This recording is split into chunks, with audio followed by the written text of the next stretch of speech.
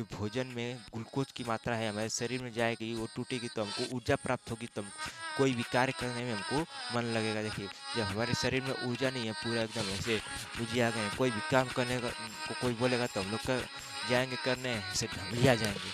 तो इसके लिए पोषण की आवश्यकता बहुत ज़रूरी है। हेलो फ्रेंड्स, आज की इस वीडियो में हम लोग पढ़ने वाले हैं कि जैव प्रक्रम किसे कहते हैं। जैव प्रक्रम, इसमें हम लोग पढ़ेंगे पोषण। ठीक, इसमें हम लोग पोषण पढ़ेंगे, और अगली वीडियो में हम लोग पढ़ेंगे पाचन किसे कहते हैं, डाइजेस्टिंग सिस्टम। और इस क्योंकि एक ही वीडियो में हम लोग सब पढ़ लेते हैं, जिसके लिए हमको समझ नहीं आ पाता है, तो अलग अलग छोटे छोटे पार्ट में पढ़ेंगे तो हमको अच्छे समझ आएगा। इसकी नेक्स्ट वीडियो पाचन पे हम लोग पढ़ेंगे। तो चलिए इसमें पढ़ लेते हैं पोषण। देखिए, पोषण क्या होता है इसको समझेंगे हम लोग। अभी देखिए, मोस्ट इम्पोर्टेंट ये आपके एग्जाम पैटर्न से है, तो इसमें 2024 बोर्ड एग्जाम में आपको ये देखने को मिलेंगे। तो चलिए इसको पढ़ लेते हैं। देखिए, सबसे पहला हेडिंग हमारी है जैव प्रक्रम। जैव प्रक्रम क्या होता है, सबसे पहले हमारी हेडिंग जैव प्रक्रम किससे कहते हैं। जैव प्रक्रम तो किसी जीव को जीवित रहने के लिए, जैव प्रक्रम मतलब किसी जीव को जीवित रहने के लिए की जाने वाली क्रियाएं, जैसे देखें यहाँ पे लिखा है पोषण, श्वसन, उत्सर्जन, प्रजनन आदि को जैव प्रक्रम कहते हैं हम लोग। ठीक, तो इसका मतलब क्या हुआ कि कोई जीव, मतलब कोई मनुष्य या कोई भी जीव, आप भी एक जीव, हम भी एक जीव, हम लोग एक मनुष्य के अंतर्गत आते हैं, तो हमको हमको जीवित रहने के लिए, हमको या आपको जीवित रहने के लिए जैव प्रक्रम, इसके अंदर जो क्रियाएं हो रही हैं ये आवश्यक है। जैसे कि पोषण, हम लोग खाना नहीं लेंगे तो हम लोग जीवित नहीं रहेंगे। देखिए, दूसरा श्वसन, हम लोग सांस नहीं लेंगे तो जीवित नहीं रहेंगे। तो ये हमारे लिए क्या आवश्यक है। देखिए, पोषण क्या है। ठीक, पोषण होता क्या है आखिर आखिर में, इसका इतना नाम क्यों है पोषण। जीव द्वारा भोजन प्राप्त करने की क्रिया को पोषण कहते हैं। जीव द्वारा भोजन प्राप्त करने की क्रिया को पोषण कहते हैं। आप या हम जब खाना नहीं खाएंगे तो हम पोषण नहीं ले रहे हैं, उचित मात्रा में पोषण नहीं ले रहे हैं। जब हम पोषण लेंगे तभी तो हम जीवित रहेंगे। तो जो हम भोजन करते हैं उसे हम पोषण कहते हैं। इतना समझ आ गया। तो चलिए नेक्स्ट देखिए, पोषण की आवश्यकता। देखिए यहाँ पे, ये पोषण की आवश्यकता होती क्यों है।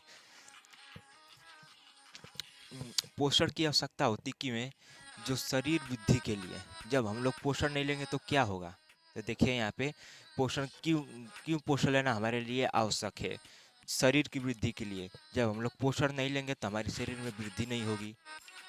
ठीक, तो पोषण की आवश्यकता इसीलिए है कि जब हम लोग पोषण लेंगे तो शरीर में वृद्धि होगी, शरीर के हर एक पार्ट पे वृद्धि होगी। ठीक है, दूसरा, शरीर में टूट फूट की मरम्मत के लिए। जब हम लोग पोषण नहीं लेंगे तो शरीर में जो भी टूट फूट हुई हो, कितने लोग जिम जाते होंगे, तो शरीर जब मेहनत करते हैं तो शरीर मांसपेशियों में एक दरार आती है। जब हम पोषण नहीं लेंगे तो उसकी भरपाई नहीं हो पाएगी। तो इसके लिए पोषण की आवश्यकता बहुत ज़रूरी है। जब हम पोषण नहीं लेंगे तो शरीर में टूट फूट की मरम्मत नहीं हो पाएगी। इसके लिए पोषण हमारे शरीर के लिए बहुत आवश्यक है। देखिए, तीसरा क्या है, रोगों से रक्षा करने के लिए।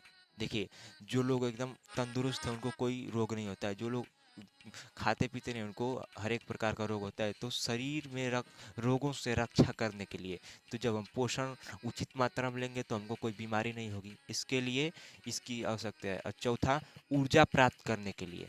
ऊर्जा का मतलब ऐसे समझिए, जब हम भोजन लेंगे तभी तो हमको ऊर्जा मिलेगी। जो भोजन में ग्लूकोज की मात्रा है हमारे शरीर में जाएगी, वो टूटेगी तो हमको ऊर्जा प्राप्त होगी, तो कोई भी कार्य करने में हमको मन लगेगा। देखिए, जब हमारे शरीर में ऊर्जा नहीं है, पूरा एकदम ऐसे लुझिया गए, कोई भी काम करने को कोई बोलेगा तो हम लोग कर जाएंगे करने, ऐसे ढमलिया जाएंगे। तो इसके लिए पोषण की आवश्यकता बहुत ज़रूरी है। तो समझ में आ गया पोषण की आवश्यकता क्यों हमारे शरीर के लिए जरूरी है। ठीक, तो देखिए, पोषण के प्रकार, पोषण के क्या क्या प्रकार होते हैं। ठीक, तो पोषण के दो प्रकार होते हैं। देखिए यहाँ पे लिखा है पोषण दो प्रकार का होता है। इतना समझ आ गया, पोषण दो प्रकार का होता है। कौन कौन सा, स्वपोषी और परपोषी। पोषण दो प्रकार का होता है, स्वपोषी परपोषी। देखिए अभी इसको हम समझेंगे, स्वपोषी क्या होता है और परपोषी क्या होता है। तो स्वपोषी, जो जीव अपना भोजन स्वयं बनाते हैं उन्हें हम स्वपोषी कहते हैं। जो जीव अपना भोजन स्वयं से बना लेते हैं उन्हें हम स्वपोषी कहते हैं। अर्थात समझिए कि जो जीव, मतलब कोई पेड़ पौधा या कुछ जीवाणु अपना भोजन स्वयं बनाते हैं। अपना भोजन स्वयं बनाते कैसे हैं ये लोग? देखिए, उनको कोई जल नहीं देता है, जड़ से नीचे से जल ले लेते हैं, वायुमंडल से कार्बन डाइऑक्साइड ले लेते हैं, और सूर्य के प्रकाश की उपस्थिति में वो अपने भोजन का निर्माण करते हैं। तो ये स्वयं बनाते हैं, दूसरों पर आधारित नहीं होते हैं। तो इन्हें हम क्या कहते हैं? स्वपोषी पोषण कहते हैं। ठीक, इतना समझ आ गया? इनके अंतर्गत पेड़ पौधे, कुछ जीवाणु आते हैं। और परपोषी क्या होते हैं? इसका जस्ट अपोजिट होते हैं परपोषी। जो जीव अपना भोजन स्वयं नहीं बना पाते उन्हें हम क्या कहते हैं? परपोषी कहते हैं। जो स्वपोषी पर आधारित होते हैं, तो जैसे मनुष्य, बकरी, मानव आदि, ये क्या परपोषी पे, स्वपोषी पे आधारित होते हैं। कि जब पेड़ पौधे की पत्ती गाय भैंस बकरी खाते हैं, हम लोग भी क्या स्वपोषी पर आधारित होते हैं। धान गेहूँ जो उगाते हैं, ये इनके ऊपर भी हम लोग भी आधारित होते हैं।